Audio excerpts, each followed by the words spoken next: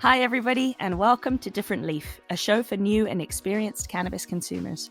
I'm Brit Smith.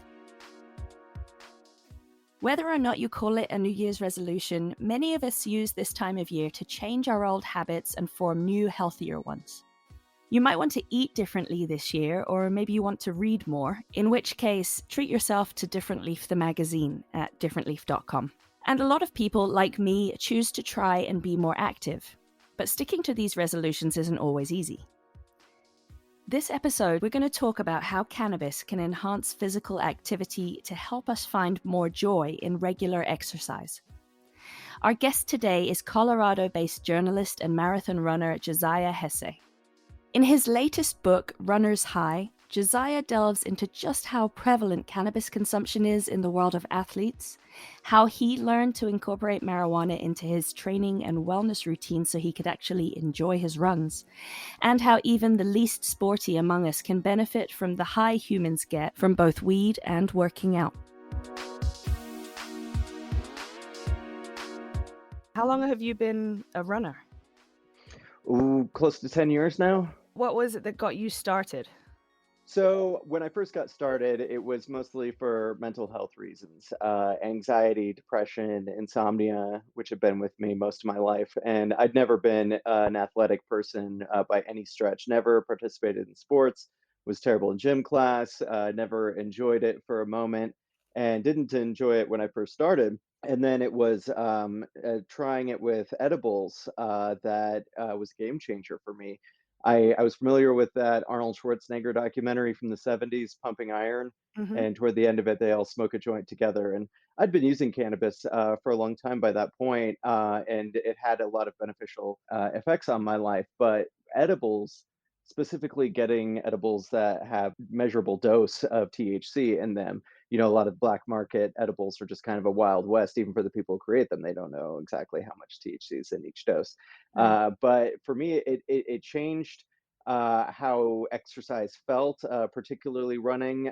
There was a meditative, playful quality to it. It wasn't anything I was doing to get anywhere. It wasn't a discipline that I needed to endure to get to some end. It was an end unto itself. And from there, I just started running all the time, started entering races, met other runners, was introduced to the sports world in general, which, like I said, I had no exposure to even as a journalist. I covered a lot of topics as a journalist, but sports was never in my wheelhouse. And so I started being more and more immersed in that world, and that's when I started learning how prevalent cannabis use was. You go into this in the book about your first experience when you found a rapper at one of the marathons that you were doing in Denver. Is that right? hmm And it sort of hit you like, oh, folks here might be high. What was that experience like for you when you went back to the crowd and looked around you? It did change the preconceptions I had of sports people, of fitness enthusiasts, which was very negative for the most part. I had this stereotype in my head that they were all very conservative, very uptight, very competitive, very dominant. And noticing that some people around me may be high in that moment, and knowing that I was enjoying running on cannabis so much, that enjoyment was very different than how I viewed exercise in general. Like I viewed it as something that people did begrudgingly, and knowing that it wasn't the case for me, I thought, well, maybe other people are exercising with the same sort of mentality that I did, which was, a somewhat stoned mentality, Yeah. but also just one that enjoys the act for its own sake, and not one that is doing it to like show off on social media or to beat someone else, to be dominant, that it was just its own reward. Stereotypes about the type of people who use cannabis Mm. are changing quite a bit, as did mine change through the course of meeting so many athletes who were using cannabis. Is it that prevalent in all professional sports? And has it always been something that professional athletes use? Well, I talked to a lot of people for this book, and uh, Pretty much everyone I spoke with confirmed that it was at least a majority of athletes in professional sports that were using cannabis. Mm. Whether this was, I imagine to some degree that the volume of athletes who are pro athletes who are using cannabis is a modern phenomenon that is somewhat impacted by legalization and access to cannabis and changing attitudes towards the plant itself and the people who use it. But at the same time, it has been going on for a very long time. There was a guy called Dave Meggie who was a NFL sports star in the 70s, who Hmm. had this organization called Jocks for Joints. And they challenged an anti marijuana group to a friendly game of softball and said, like, hey, we'll play high. You guys play sober, and we'll see how everyone does. And the group declined. But Dave Meggie was always doing things like that to kind of put this issue at the forefront, not just legalization or access, but that like athletes were using this in a way that benefited their performance. And there's also research going back hundreds of years showing laborers using cannabis Hmm. as a way to ward off fatigue, but then also boredom of working in the fields or working as a fisherman, whatever it is. Like if you're doing that for 8, 10, 12 hours a day, it gets pretty boring. And a little hit off a joint or a tincture or something can help relieve some of the monotony of labor. And that's something that you discuss in the book as well as a runner yourself and your experience being able to run high. It sort of enhances the monotonous movement of the run for you. One of the most beautiful visual parts of the book that I liked was the image of all these heads bobbing in front of you as you're running stoned.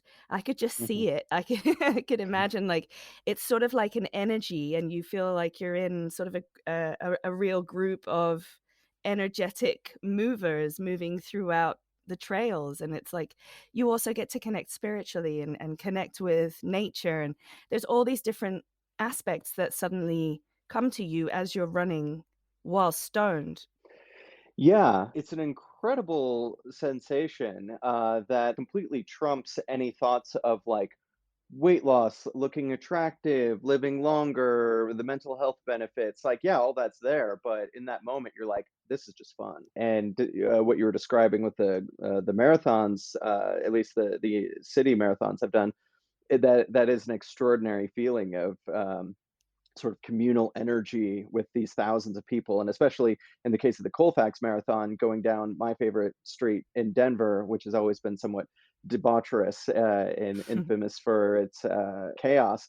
It was just a blast to run down there with thousands of people in front of me and behind me, really stoned, listening to, I think, Led Zeppelin and the Replacements. But on the trails, you don't get that same crowd with the trails, but you do get very much into your own head, and I think cannabis facilitates that process. It's very meditative. You mentioned the rhythmic aspects of running. You do get kind of lost in the rhythm of your steps and the rhythm of your Mm, breathing, and for ultra running, this goes on for hours, sometimes days. So you really get lost in a sort of hypnotic state that is very comparable to a psychedelic state.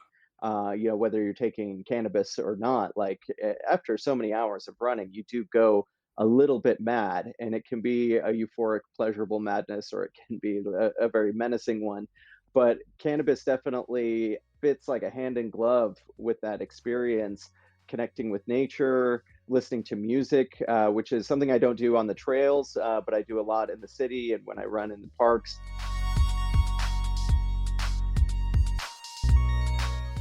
what is it that you learned about how cannabis helps athletes? Because there was a lot of discussion in your book about the endocannabinoid system, and how it sort of mimics the natural runner's high that our body just gives us anyway. Did we evolve to have a runner's high? Did that somehow help humans? Absolutely. There's a very popular book from in 2003 called Born to Run that looked at the evolutionary role in making humans great distance runners because we're not the Mm, fastest animals in the animal kingdom, but we are the best at endurance running. And evolutionary anthropologists believe that this was something that helped us hunt down antelopes over long periods of time, especially when it's really hot. That you're not chasing them down, you're just wearing them down over hours or days. And that made us great long distance runners. But what fascinated me was research showing that the runner's high, this thing that people have been talking about, since maybe the 60s or the 70s, that is often misattributed to endorphins. But it's a feeling of an uptick in joy, a reduction in pain, feeling more present and in the moment, connection with nature, connection with your own body. It's something that runners beyond cannabis have been talking about for a long time.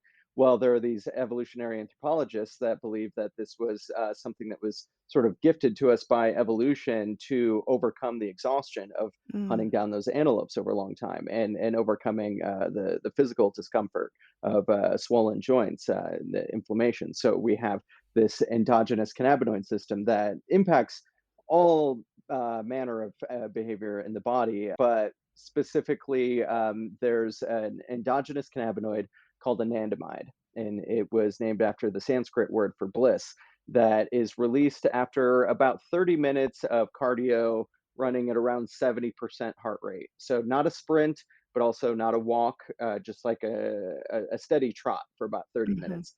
And this research shows that anandamide mimics the impact of THC on the brain and body. So you have this reduction in pain and this uplift in mood that mimics THC. And it was also later discovered that THC induces the flow of anandamide, induces the release of anandamide. Wow. And the data shows that Americans don't really care for exercising a whole lot. I'm sure I'm not like blowing anyone's mind with that piece of breaking news. Yeah. I think something like 5% of Americans exercise every day. Maybe like 14% get a sufficient amount of exercise each Wow. week. Oh, that's worse than Uh, I thought it was. Right, right. It's very low. And, we all have this evolutionary reward system that gives us a boost of pleasure when we consume salt, fat, and sugar, when we have an orgasm, when we sleep, when we learn something exciting. It's something that induces us to repeat that behavior and Mm. has sort of fueled our survival as a species. Well, exercise should exist in that category. We have this pleasurable effect from exercise, but obviously, so many Americans aren't feeling that, and there's a variety of reasons for that. I think one of the biggest ones are psychological. People don't feel good about their bodies. They're not terribly connected to their bodies, the mind and body connection, and they're stressed out. They're eating bad food. All these things are sort of crippling the system of pleasure that we should receive with exercise, and we have throughout our species existence. But we aren't at the moment, and I think cannabis can be a key to unlocking that system because it can induce the release of anandamide quicker and it sort of facilitate the natural joy that people should be feeling with about 30 minutes of cardio. People are experiencing that. They have been for a long time. This is very popular. So I'm not really like introducing anything revolutionary so much as reporting on something that's already there. I know obviously that working out is not everybody's cup of tea, but we've been told since we were little kids, like, you've got to get moving, it's really healthy to be outside. And I feel like as I went through my teenage years and my 20s, I was just not into athletics. I was not into sports. I didn't want to run. It sounded like a slog. It sounded boring and exhausting, and my shin splints kicked in within like 2 minutes. And it just isn't something that I like grew up loving. And I think that as we get into sort of our party phase of life, a lot of us replace what we would have been feeling with all of those natural cannabinoids in our body with things like, well, for me anyway, with alcohol and with drugs and with dancing all night at clubs. And, there's different ways, I guess, that we get our pleasure. You mentioned dancing, and this is something I talk about in the book. Like, I grew up in a sort of Pentecostal Christian world, which did a lot of freaky shit in the services, but a lot of it was very physical. I loved the physical aspects of it. And then in my 20s, when I moved out of Iowa and into Denver, I started dancing a lot at night and would dance for hours in a very intense Iggy Pop like way, Mhm. and that would activate my cardio system and